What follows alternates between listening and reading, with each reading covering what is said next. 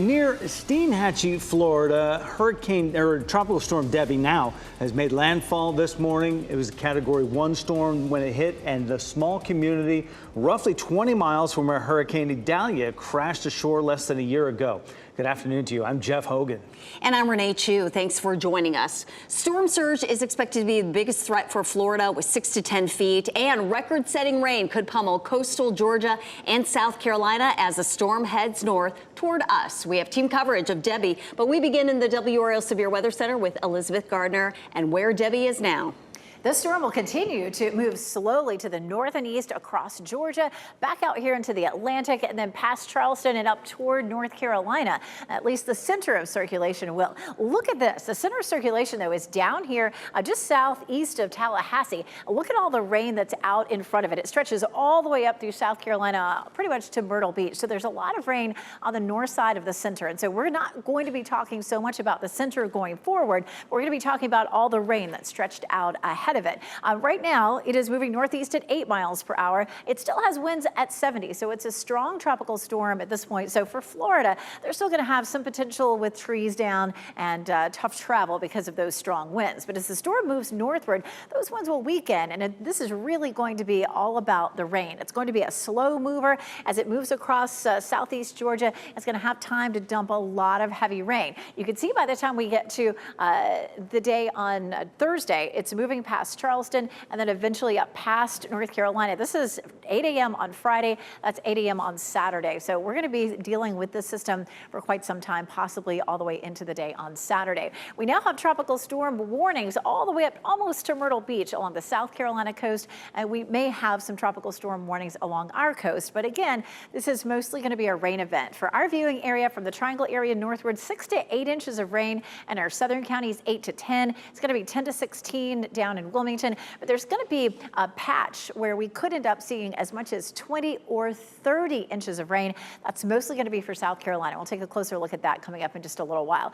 For us, we may have some isolated thunderstorms this afternoon unrelated to Debby. We'll start to see some coastal rain bands, especially down around the Wilmington area later this afternoon. The first rain bands here will arrive tomorrow. Could be as early as the morning, but definitely by the afternoon we should see that, and then we'll continue to see more of the heavy rain along the coast. Right now, Wednesday through Friday, looks like when we would have the heaviest rain and the best chance for flooding. 20 to 40 mile per hour wind gusts are possible as well. Coming up, we're going to go through Futurecast and show you when the first rain bands may arrive and when that heaviest rain gets to where you are. And happening right now in the WRAL Live Center as we continue to track Debby. This is a live look at RDU. Obviously, we are not seeing any of that weather here yet. Blue skies, some clouds in the skies, but obviously Florida dealing with a lot of delays and cancellations. Right now, Raleigh, Durham, 47 delays and 33 cancellations. This has steadily gone up through the morning and now into the afternoon. But if you look here at Charlotte, a couple hours west of us, 121 delays, 157 cancellations. That has gone up by a lot. I've been watching it all morning long. And then, of course, Orlando right in the middle of that storm right now, 199 delays and 250 cancellations. So definitely, if you have a flight today, always check the status before you leave the house. Michelle, thanks. Our team coverage of Debby continues with WRAL's Chelsea Donovan, who joins us now live with a look at how North Carolina is preparing for Debby when it does get here. Chelsea. Absolutely. We know that it's churning up the coastline. And of course, nobody's more ready than the state EOC here in Raleigh. And joining us now to talk about the preparations here on the state side is Justin Graney with the Comms Department. Tell us a little bit about the situation here at the Emergency Operations Center. I know that you guys are really on full alert right now. Yeah, so the state EOC moved to an enhanced status this morning, which places emergency managers at the state level with a focus on assisting our locals with resource allocation and where do we need to shift resources to best address the situation at hand. I know a lot of the residents are going to be turning to you to get the latest information, and you told me one of the greatest concerns right now is flooding with already saturated grounds. Tell me a little bit about some of those warnings that you wanted to make sure residents were aware of. So we are concerned with flooding and the additional rain that's going to come. A lot of areas saw flooding this weekend, and we're going to continue to see a lot of rainfall throughout the state. The specifics on the amounts continues to update as we get more and more forecast information. The time to prepare, though, is now. If you've not already done so, want North Carolinians to please go to readync.gov. You need to prepare a disaster kit for your home and have a plan of action in case it's needed for a disaster. Another thing that you mentioned to me is about flooded rivers, streams, things like that. And you have a great resource, Feynman, I believe it is. That's a good resource for people to have, of course, to know kind of those flood-prone areas. Yes, it is. It's the North Carolina Flood Inundation Mapping and Alert Network. And you can access it by going to feynman.nc.gov, and it gives people access to the state's nearly 480 flood and river gauges. And you can also sign up for alerts to your mobile device or email address for the gauges closest to your home. And we appreciate you. We know you're not you're at the enhanced level now, not fully mobilized, but it's not out of the question as the storm continues to head our way. No, we'll continue to adjust with the impacts to North Carolina as the forecasts become more refined. Okay. We'll have more from the state in our later newscasts, as well as Wake County government and Duke Energy to make sure that you're safe with Tropical Storm Debby. Live in Raleigh, Chelsea Donovan, WRAL News. Raleigh city crews began preparing for Debby over the weekend by lowering lake levels. The city's emergency management services and stormwater team has been closely monitoring this and made the call early to lower city lakes. This allows them to store more water and helps to reduce flooding concerns along Walnut Creek. Over on the Carolina coast, rough water is picking up at Wrightsville Beach. Rescue workers are warning people to stay out of the water as conditions become more dangerous. You can prepare for Debby by downloading the WRAL News app. It'll help you stay on top of the storm developments. You can download the app for free from the Apple and Google app stores. Nearly 300,000 customers are without power in Florida and Georgia in the aftermath of Debby. Emergency workers are urging people there to remain in place until conditions are safe. The storm is being blamed for at least 2 people's deaths. A 13-year-old boy when a tree fell on his home in Florida, and then a truck driver died early this morning when he lost control of his tractor trailer along the wet roads of Interstate 75 in Tampa. We have team coverage of all the developments, including how local leaders are preparing, and we begin this half hour with meteorologist Elizabeth Gardner in the WRAL Severe Weather Center. So much rain with this system, and that's going to be the thing that causes so many problems. You can see the center of circulation is down here south and east of Tallahassee, and it's going to be a very slow mover. And look at how much rain there is out ahead of it. It's raining already in Charleston and in Myrtle Beach, and likely to push on up toward Wilmington before the end of the day today. The storm, the center of circulation still holds winds at 70 miles per hour, so that's going to be more of an issue for folks in Florida or South Georgia until that wind begins to die off a little bit. There's still maybe a lot of trees down and power outages. We could see some of that where we are, but the winds are likely to be much lighter as it makes its way up toward North Carolina. Up through Georgia and into South Carolina, again, the rain's going to be the biggest thing. It looks like between Savannah and Charleston is where some of the heaviest rainfall could be, up to 20+ inches. As it moves northward across our area, we're talking about 6 to 10 for most of our viewing area. And the timing for that could start as early as tomorrow, but some of the heaviest rainfall will be Thursday and Friday, and then starting to exit North Carolina on Saturday. From the Triangle area northward, 6 to 8. From Raleigh southward, 8 to 10. And then as you get down toward Wilmington, we're talking about well over a foot of rain. And some of this is going to depend on exactly where the storm comes. It may wobble a little bit. There are not good steering winds with this one. And so we're going to talk about what that means coming up in just a little while. But when are we likely to see the heaviest rain with the storm? Late tonight through Wednesday, down toward Wilmington, around the Triangle, most of our viewing area Wednesday through Friday, but some of our northern counties, we could be seeing some of that heavier rain through Thursday through Saturday. And again, we're going to go through Futurecast. I'm going to show you the path of the storm as it's likely to come through the region.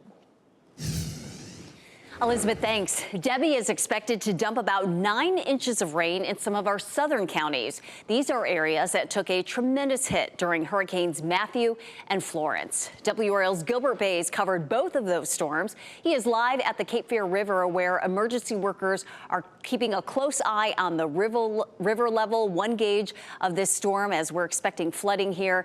Gilbert, what's the latest? Well, Renee, that's right. I talked with Gene Booth. He's the director of emergency management here in Cumberland County. In fact, he jumped out of a planning meeting, to come give me the latest. They are monitoring the levels of the Cape Fear River, and we are too. Normally, our barometer is this boat dock here at the Person Street Bridge. When that's underwater, then we know that the river's really on the way up. So you can see that's not the case right now. Now, in talking with Gene, he says they're planning for the worst case scenario like they normally do. But at this point, they have not activated the Emergency Operations Center, nor have they identified and opened any shelters at this point. But Gene tells me that they can do that within a moment's notice. Now, Renee, you mentioned Hurricanes Matthew and Florence, and photojournalist Mike Joyner and I both cover those storms. They've just devastated several communities, and this community does remember them as well. Homes were destroyed in several communities, and lives were lost. We went out to Pennystone Drive. That's a neighborhood that was hit hard by both of those storms. And you can see some of the homeowners never recovered. Rockfish Creek flooded homes at night, forcing many of the residents to be evacuated by swiftwater rescue teams. Now, the threat of flooding from Debby has everyone concerned. Before Matthew came, it rained about 2 weeks prior to the storm coming. The concern I got is we've had about 3 weeks of rain, and now another one's coming. It scares me. I've talked with a couple of folks who still live on Pennystone Drive. They say they are not taking any chances. They are all packed up, ready to evacuate if the heavy rain causes Rock Creek to start rising once again. And that is the key right now, not only for folks there, but if you live in a flood-prone area, it is in your best interest right now to make sure you have a quick bag packed with some essentials, especially medications, in case the emergency management tells you that it's time to evacuate. And when you get that word to evacuate, it's time for you to get out. Reporting live here in Cumberland County, Gilbert Bays, WRAL News. You just hate that it keeps happening over and over for those folks. You can prepare for Debby by downloading the WRAL News app. It will help you stay on top of storm developments as Debby makes its way to North Carolina and as we get into the thick of hurricane season. So download the app for free from the Apple and Google app stores. Turn on alerts to get notified about severe weather in your location. Hurricane Debby made landfall this morning as a Category 1 storm near Steinhatchee, Florida, powered by winds of 80 miles per hour. Debby is now a tropical storm. It's expected to slow considerably, and that could cause catastrophic flooding. Brian Abel is in Steinhatchee, where people there were hit less than a year ago with a Cat 3 hurricane. Brian.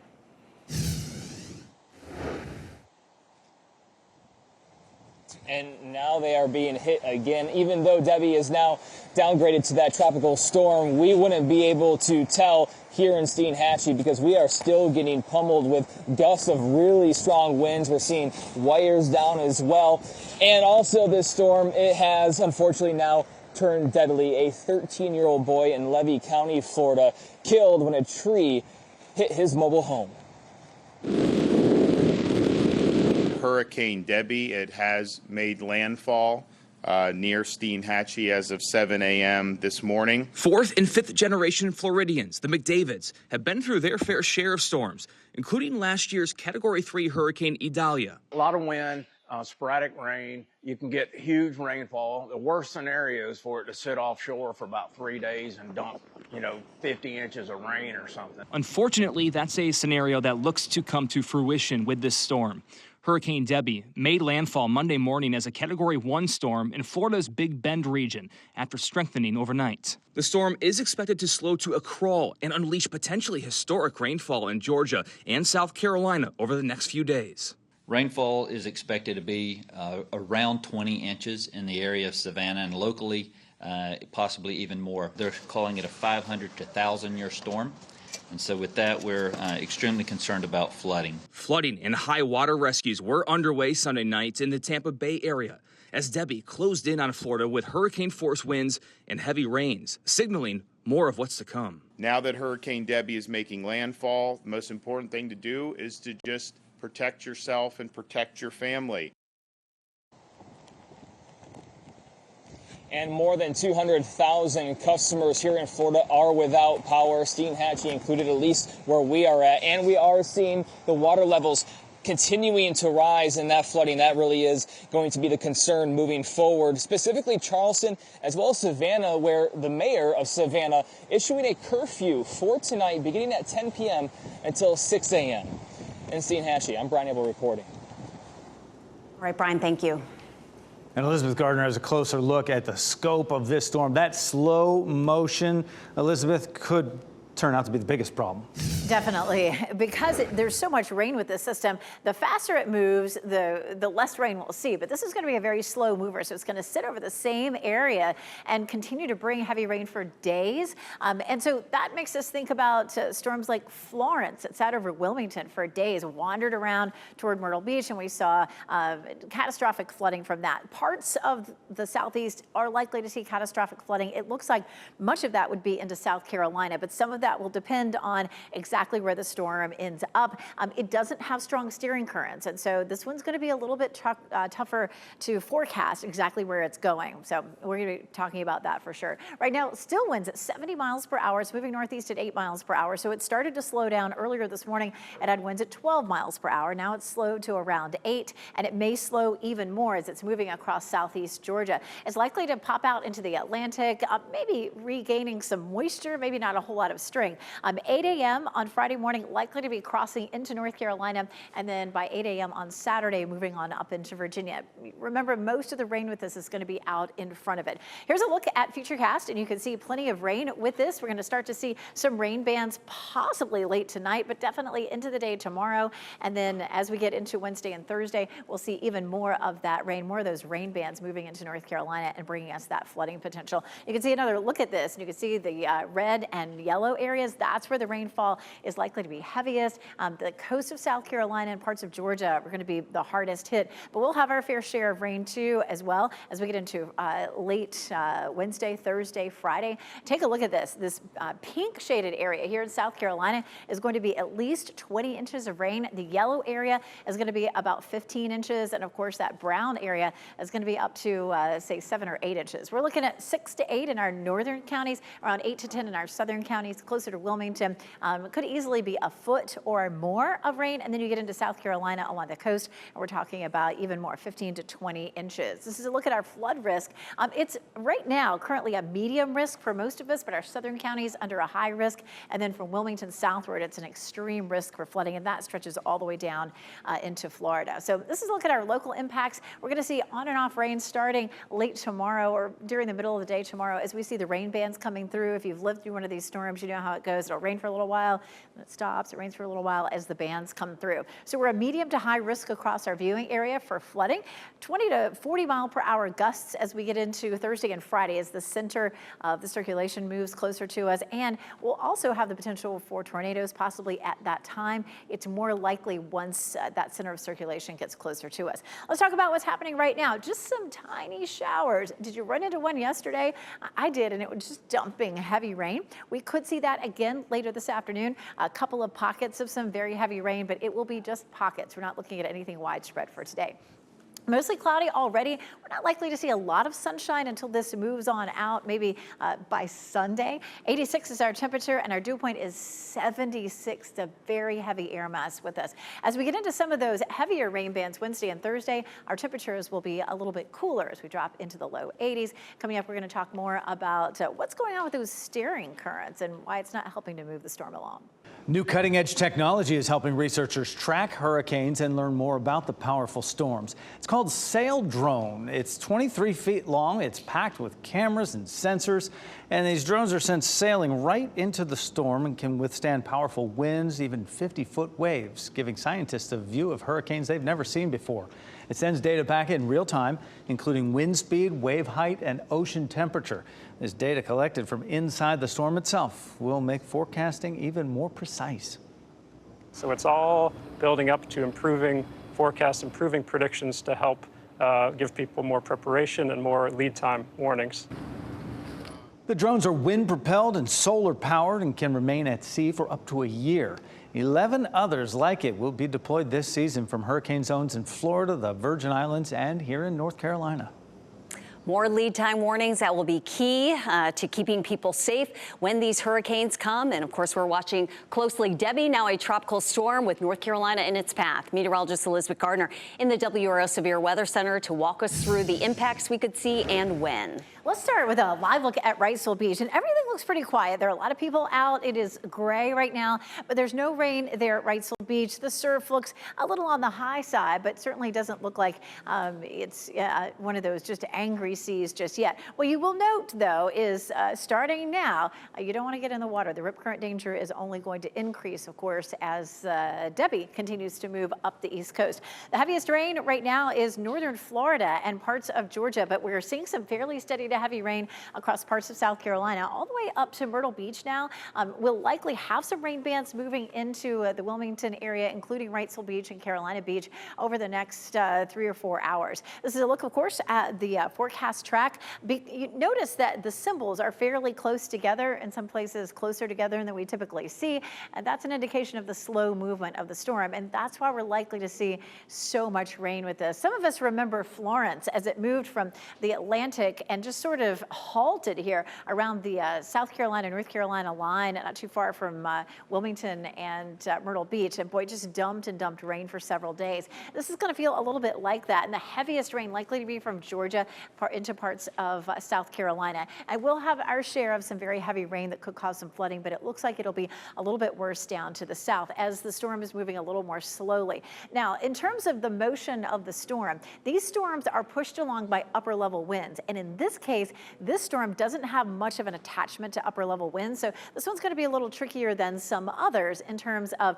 how fast it moves, how much rain it drops where, but this is our best estimation right now. This is going to be 5 o'clock on Friday, and then as we get into the day Saturday, we start to see some of that pulling away. Again, it's going to be a very slow moving system. The strongest upper level winds are actually well to the north, say up around Canada or near the Canadian-United States line, so we just don't have a lot to push this around, and that means it may be apt to wander a little bit. So again, this is a look at our forecast. The forecast is for it to move along slowly up the East Coast and then eventually on up maybe as far as New York and New England with some heavy rain. The heaviest rain is likely to be potentially South Carolina, Georgia with up to 20 inches. And any of us who've ever lived through a storm with 20 inches knows that's a lot. Now, we're at the moment not expecting 20 inches in North Carolina. The Wilmington area, Brunswick County will likely see the heaviest at 10 to 15, but stay tuned for updates as that certainly could change.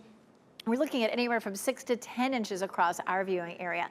What does that mean for us in terms of our averages? In Raleigh, our average August rainfall is a little under 5 inches. So 6 to 8 inches is a lot. In Fayetteville, it's a little over 5. We're looking at 8 to 10. So, I mean, it could be double the August rainfall. And same thing in Wilmington. 8 inches is the normal August rainfall, and we could see up to 16 inches. That would double it. So what can you do to be prepared? If you still have a little time this afternoon, this evening, clean out your gutters, mow the yard, and then just make sure you have everything that you might need if you lose power or end up with some flooding. We do have a couple of isolated showers starting to pop up. One of those north of Fayetteville there, the northern part of Cumberland County. We're likely to see a few isolated storms pop up today. Some of those could produce some heavy rain, but they're not likely to be terribly widespread. Right now it is 86 degrees with a dew point of 76. It is very warm and steamy out there right now. No 90-degree days in this 7-day forecast because of the impacts of Debby.